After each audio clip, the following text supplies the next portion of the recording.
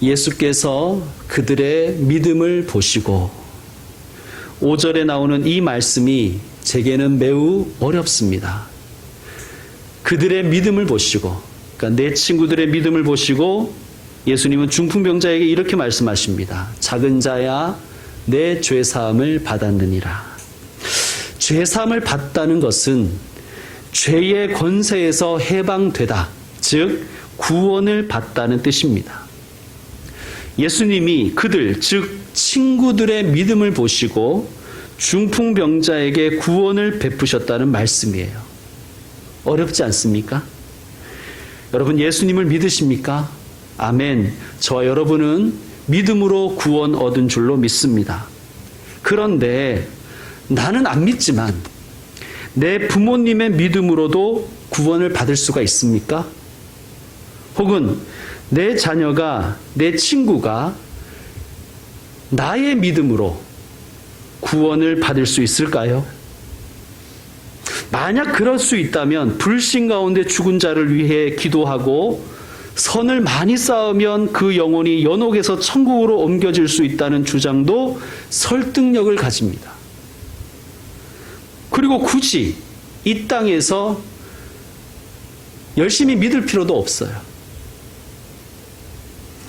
아비가 신포도를 먹었다고 아들의 이가 쉴 수는 없지 않습니까? 이것은 하나님의 말씀입니다. 죄도 본인의 것이요, 믿음도 자기의 것이며 죄사함도 개인적인 것입니다. 가게를 타고 흐르는 저주 같은 것은 없습니다. 그런 비성경적인 말에 현혹되지 마십시오. 내 친구의 믿음을 보시고 중풍병자에게 구원을 베푸셨습니다. 이게 무슨 뜻일까요?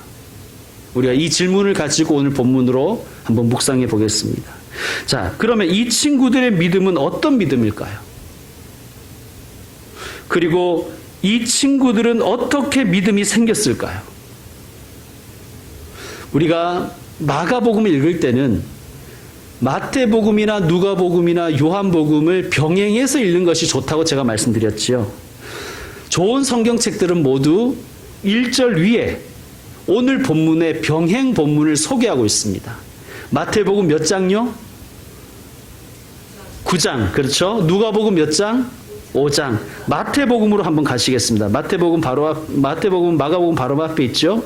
오늘 말씀 손으로 잡으시고 마태복음 5장부터 한번 보시겠습니다. 마태복음 5장 1절에서 3절을 여러분이 한번 읽어주세요. 5장 1절에서 3절 시작. 마태복음 5장 1절에서 3절 시작. 예수께서 우리를 부르시고 산에 올라가 앉으시니 제자들이 나아온지라 입을 열어 가르쳐 이르시되 신령이 가난한 자는 복이 있나니 천국이 그들의 것이며. 자, 여기에서부터 5장, 6장, 7장은 그 유명한 산상수훈이에요. 이 산상수훈은 예수님의 가르침의 정수요 핵심입니다. 자, 8장, 마태복음 8장은 소제목만 한번 봅시다. 1절 위에는 뭐라고 되어 있어요? 나병 환자를 깨끗하게 하시다. 5절 위에는요, 백부장의 하인을 고치시다. 14절 위에는, 23절 위에는, 28절 위에는요. 자, 그리고 9장 1절에서 8절이 오늘 마가복음과 병행 본문이에요. 자, 다시 마가복음으로 돌아와서 그들의 믿음을 보셨다는 거예요. 자, 그들은 어떻게 믿음을 얻을 수 있었을까요? 그것은 예수님의 가르침을 이 친구들이 들었기 때문입니다. 믿음은 들음에서 나고, 말씀을 듣고 또한 예수님이 베푸신 치유와 기적들을 직접 보거나 간접적으로 들었을 것입니다. 그리고 그들에게는 믿음이 생겼습니다. 이분이 우리를 구원하실 메시아이시구나. 또한 이런 마음도 들었는 거예요. 이분은 내 친구도 구원하여 주실 것이다. 그리고 이 친구들은 마음을 하나로 모았을 것입니다. 우리 이 아픈 친구를 예수님께 데리고 가보자. 자, 성경은 이 사람의 병을 중풍병으로 소개하지만 우리가 생각하는 그 중풍병이 아니라 오늘날 우리가 루게릭 병이라고 부르는 병과 증상이 유사한 병입니다. 사지백체와 오장육부가 마비되는 질병이지요. 아무것도 할 수 없는 사람이라는 것입니다. 그러니까 이 본문을 아무데나 막 갖다 적응하면 안 되고 도저히 예수님께 나갈 수 없는 사람. 그것이 신체적인 것이든 정신적인 것이든 영적인 것이든 도저히 주님께 자기 힘으로 나갈 수 없는 사람을 친구들이 믿음으로 예수님께 데려 나갔다는 거예요. 그러니까 이 본문은 그렇게 확대해서 설명하면 안 되는 본문입니다. 자, 중풍병이라는 것은 우리가 생각하는 그러한 질병으로만 생각하지 마시고요. 이 중풍병은 율법의 저주에 매여서 꼼짝도 못하는 당시의 유대인들을 상징하는 표현입니다. 중풍병은. 그리고 또한 오늘날에도 죄와 사망에 사로잡혀서 하나님과의 관계가 끊어져 버린 사람들, 하나님과의 관계가 끊어짐으로 인하여 영이 죽어버린 사람들, 그래서 도저히 하나님께 나아갈 수 없는 사람들을 우리 같은 인생을 가리키는 말씀입니다. 자, 예수님은 그들의 믿음을 보셨습니다. 그리고 중풍병자에게 죄사함을 선포하셨어요. 그들의 믿음 때문에 죄사함을 선포하신 것이 아니라 예수님은 그들의 믿음을 보시고 이 불쌍한 사람에게 구원을 베푸신 거예요. 여러분, 예수님은 우리의 믿음을 보고 계십니다. 우리는 믿음이라고 하면 너무 믿음으로 구원받는다는 교리의 영향을 강하게 받아서 믿음을 그저 어떤 정신적인 그 어떤 것으로 생각하는 경향이 있어요. 그러니까 정신적인 그런 것들. 그러나 성경에서는 행함이 없는 믿음은 죽은 것이라고 가르치지요. 그리고 믿음에서 우리가 이 교리의 그림자를 거두어내고 다시 한번 보면 믿음으로 번역된 이 헬라어 단어는 사실은 신실함이라고 해석해도 됩니다. 그러니까 중요한 것은 예수님이 그들의 믿음을 보셨다는 것을 우리가 너무 정신적인 것으로만 보지 말고 그들의 신실한 삶을 보셨다는 거예요. 자, 이 친구들의 믿음은 어떤 믿음이었겠습니까? 첫째, 예수님이 메시아라는 믿음입니다. 예수님이 구원자이시며 예수님이 치료자 되심을 믿는 믿음이에요. 여러분, 우리도 이 믿음이 있는 줄로 믿습니다. 예수님 우리의 구원자이시고 예수님 우리의 창조주이시고 우리의 문제를 해결해 주시는 해결자 되십니다. 그 믿음으로 살아가시길 바랍니다. 둘째, 이 친구들의 믿음은 행함이 있는 신실한 믿음이었습니다. 생각은 할 수 있잖아요. 전도해야지. 생각은 할 수 있지만 행동으로 옮기는 사람은 적습니다. 사랑하는 성도 여러분, 신실한 믿음의 사람, 실천하는 믿음의 사람이 되시길 바랍니다. 그리고 세 번째, 이 친구들의 믿음은 포기하지 않는 믿음이에요. 자, 오늘 본문 마가복음 2장 4절 말씀을 여러분이 다시 한번 읽어주시길 바랍니다. 마가복음 2장 4절입니다. 시작. 우리들 때문에 예수께 데려갈 수 없으므로 그 계신 것에 지붕을 뜯어 구멍을 내고 중풍병자가 누운 상을 달아내리니 5절, 예수께서 그들의 믿음을 보시고. 아멘. 자, 이 친구들이 중풍병자인 친구를 예수님께 데리고 오는데 방해물이 생겼어요. 무리들 때문에 예수께 데려갈 수 없습니다. 자, 믿음에 장애물이 생긴 거예요. 믿음 생활을 하려고 하는데 장애물이 생긴 거예요. 그래서 어떻게 했습니까? 포기했습니까? 믿어봐야 별거 없더라. 아니죠. 그들은 그 계신 곳에 지붕을 뜯어 구멍을 내고 중풍병자가 누운 상을 달아내렸습니다. 이 친구들의 믿음은 포기하지 않는 믿음인 거예요. 예수님이 이 믿음을 보신 거예요. 여러분, 믿음이 있는 사람에게는요, 하나님이 창의성을 주세요. 여러분, 믿으면 머리가 좋아집니다. 사도행전 4장에 보면 베드로와 요한이 공회 앞에서 담대히 복음을 선포하는 장면이 나와요. 그 요한과 베드로를 보면서 사람들이 이렇게 말합니다. 4장 14절에 보면, 13절에 보면 그들이 베드로와 요한이 담대하게 말함을 보고 그들을 본래 학문 없는 범인으로 알았다가 이상히 여기며. 이게 무슨 말이에요? 저 무신증이라고 생각했던 거예요. 평소에 또 그렇게 살았습니다. 그런데 이 사람들이 성령께서 임하시자, 믿음이 생기자 똑똑해진 거예요. 여러분, 믿음은 사람을 똑똑하게 합니다. 사람을 어리석게 하고요, 흐리멍텅하게 하는 것은 올바른 믿음이 아니에요. 자, 믿음의 사람에게 하나님은 지혜를 주시는 거예요. 왜냐하면 하나님이 지혜의 원천이시잖아요. 하나님은 지혜로 세상을 창조하셨습니다. 믿는 자에게 하나님은 창의력을 주시는 거예요. 여러분, 창의력은 창조주 하나님의 성품입니다.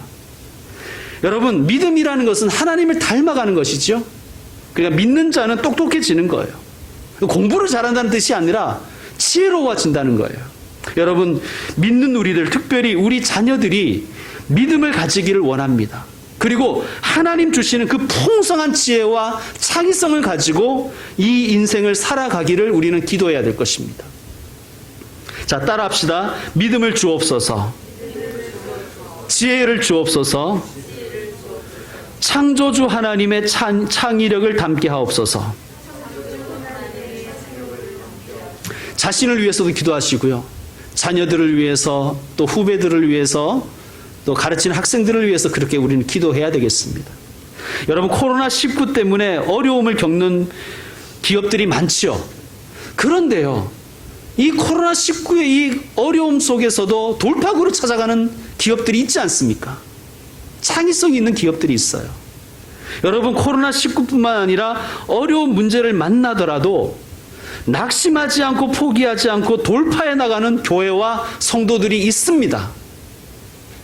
우리 교회와 우리 성도들에게 포기하지 않는 믿음, 돌파구를 찾아가는 믿음이 있기를 소망합니다. 문제를 해결하는 지혜가 우리에게 있기를 축원합니다. 여러분, 또 이 친구들에게는 어떤 믿음이 있었냐 하면 책임감도 있었던 거예요. 여러분, 지붕을 뜯어냈잖아요. 아마 이 집은 자기들 집은 아닌 것 같아요.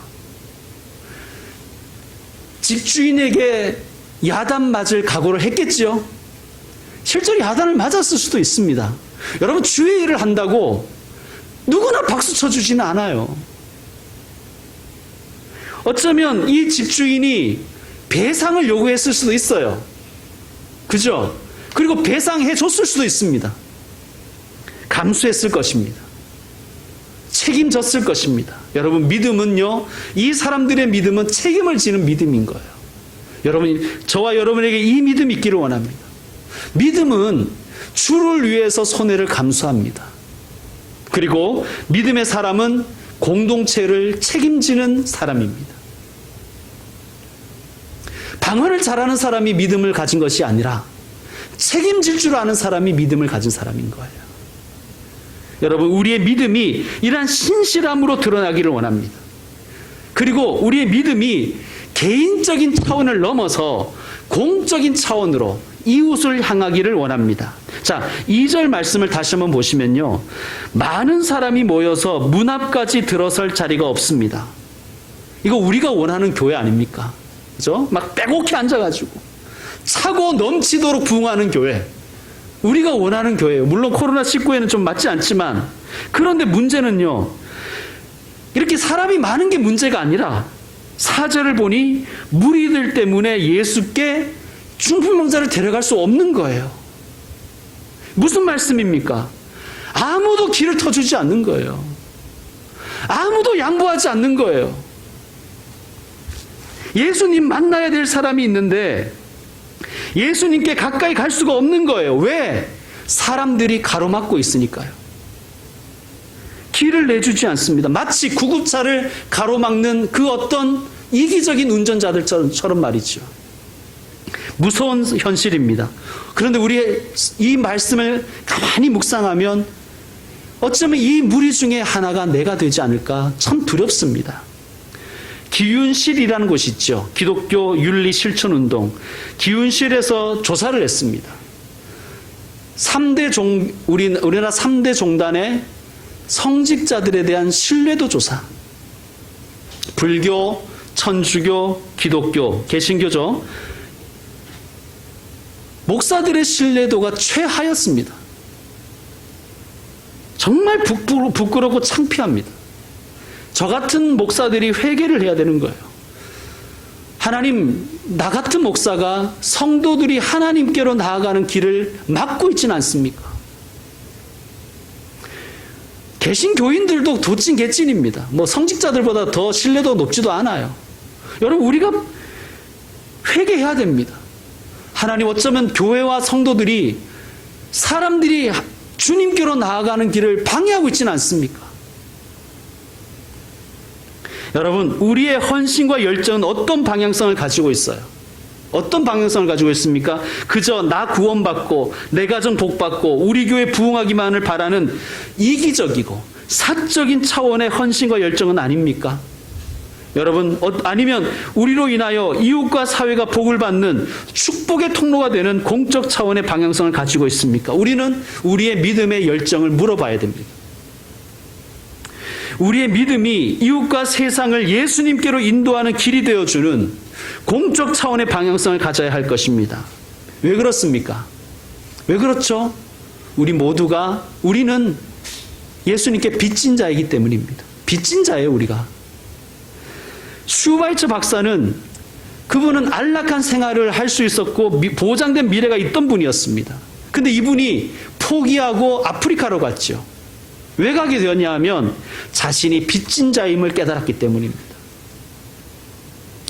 우리 중에 이렇게 생각하는 분들도 있어요. 난 빚 같은 거 없어. 도움 받은 적이 없어. 나에게는 방해꾼만 있었어. 라고 생각하는 분도 있을 수 있어요. 그런데 여러분, 가만히 생각해 보세요. 어쩌면 그 방해꾼이 있었기 때문에 더 반듯하게 살려고 몸부림치지 않았습니까? 역시 우리는 빚진 자입니다. 예수님은 빚진 자의 심정을 가졌던 그 친구들의 믿음을 보시고 중풍병자에게 죄사함을 선포하셨습니다. 물론 그의 병도 고쳐주셨습니다. 자, 이 병자에게 당장 필요한 건 뭐예요? 급한 건 뭡니까? 병을 치료해 주시는 것이죠. 그러나 예수님께는 순서가 있었다는 거예요. 예수님은 영혼의 병을 먼저 고쳐주셨습니다. 자, 9절에서 11절 말씀 다시 한번 우리 읽어봅시다. 9절에서 11절 말씀. 9절 여러분이 먼저 읽어주세요. 시작. 중풍병자에게 내 상을 받아주리라 하는 말과 일어나 내 상을 가지고 걸어가라 하는 말 중에서 무엇이 쉽겠느냐. 그러나 인자가 땅에서 죄를 사하는 권세가 있는 줄을 너희로 알게 하려 하노라 하시고 중풍병자에게 말씀하시되, 함께 읽습니다. 내가 내게 이르노니 일어나 내 상을 가지고 집으로 가라 하시니 아멘. 여러분, 예수님은 우선순위가 있어요. 예수님은 우리가 먼저 하나님과의 관계가 회복되기를 원하세요. 하나님과의 관계가 회복되어 영이 살아나는 것, 그것이 거듭남입니다. 여러분, 그런데 우리는 늘 급한 것부터 하려고 하잖아요. 그런데 예수님은 그렇지 않습니다. 예수님은 중요한 것부터 하세요. 9절 말씀을 참고하면 예수님 이렇게 말씀하시죠. 어느 것이 쉽겠느냐. 예수님도 아세요. 예수님도 지금 너희들이 원하는 것이 무엇이고 내가 그것을 들어주면 얼마나 이득이 될지 나도 안다는 거예요. 예수님은 어느 것이 쉽겠느냐. 근데 예수님은 중요한 일을 하시는 거예요.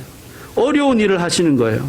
죄사함, 하나님과 끊어졌던 관계를 회복시키는 일을 예수님은 더 중요히 여겼다는 거예요. 여러분, 그 모임 무리들 중에는요, 서기관들도 있었어요. 다른 본문을 보면 바리새인들과 서기관들이 함께 있었습니다. 거기에 왜 있었을까요? 예수님께 배우려고? 천만에. 그렇지 않죠.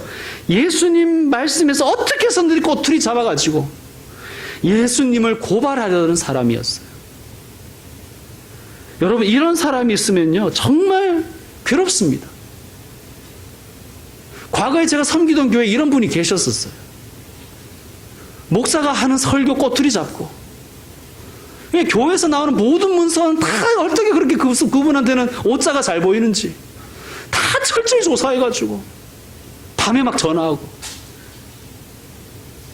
여러분, 징글징글 하더라고요, 그런 사람들 보면.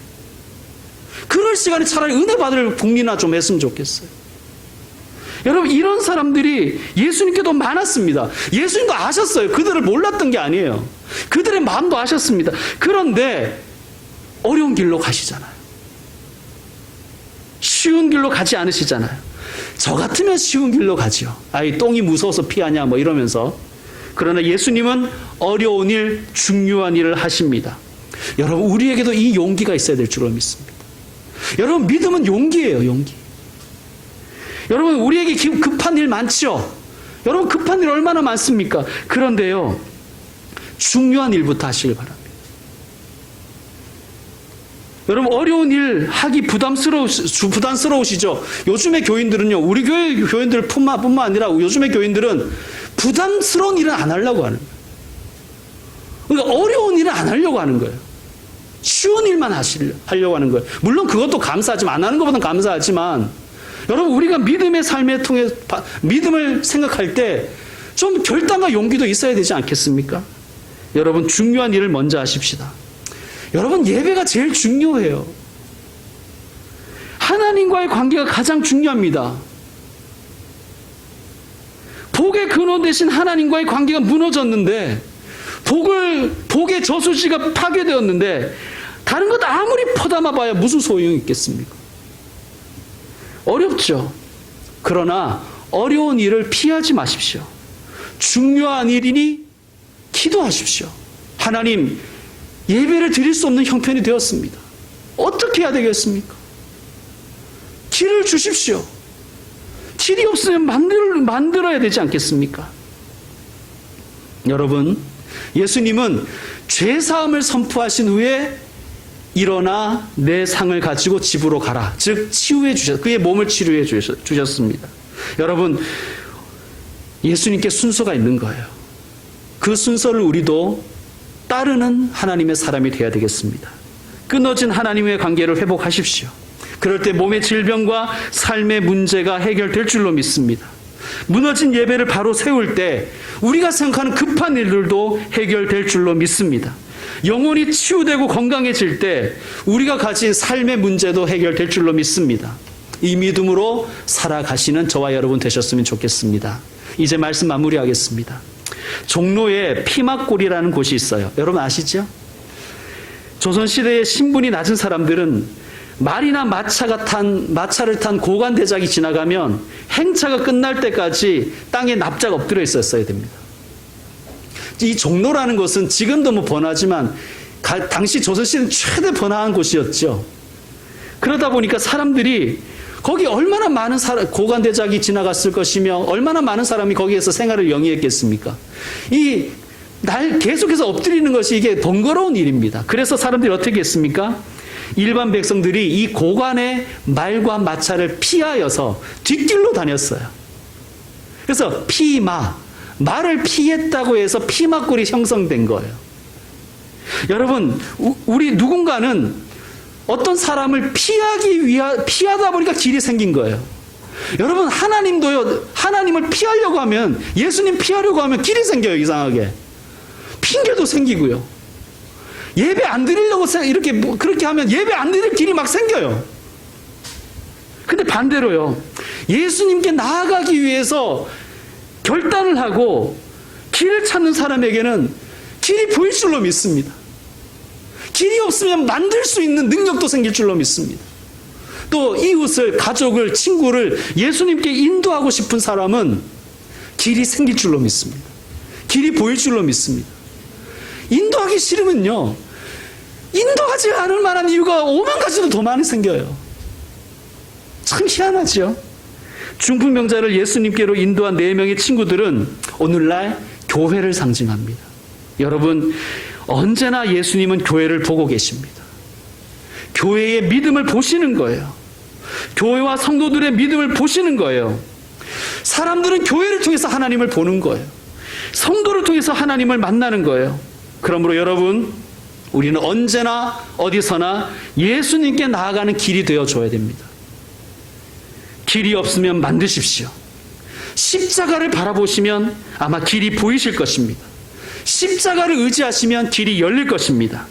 그래서 나도 주님께 나아가지만 가족과 이웃과 친구를 예수님께로 인도하시는 하나님의 종들이 되시길 바랍니다. 여러분, 주님이 하실 일이 있고 우리가 할 일이 있어요. 주님이 하실 일까지 우리가 관여하지 마시고 내가 할 일을 찾아서 하면 되는 것입니다. 예수님은 우리의 믿음을 보고 계십니다.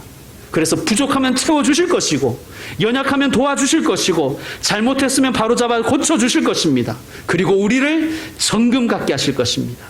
그래서 믿음의 길을 찾는 신실한 종들이 되시고 또 여러분이 인도하는 자나 인도받는 자가 모두 주님의 길을 발견하는 복된 삶이 되기를 주의 이름으로 축원합니다. 기도하겠습니다.